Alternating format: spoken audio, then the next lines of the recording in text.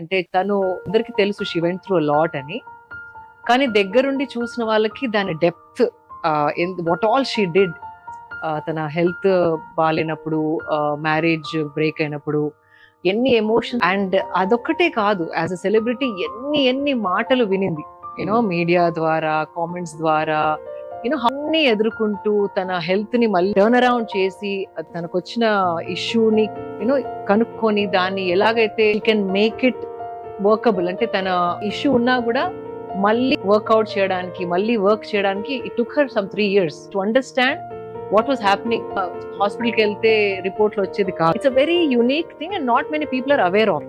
So అది తను తెలుసుకొని దాన్ని ఏది ట్రిగర్ చేస్తుంది, ఏం చేస్తే అది ట్రిగర్ అవుతుంది, ఏది చేయకపోతే ట్రిగర్ అవ్వట్లేదు, ఎన్ని ఒక పిహెచ్డి చేసింది తను with her own body mind.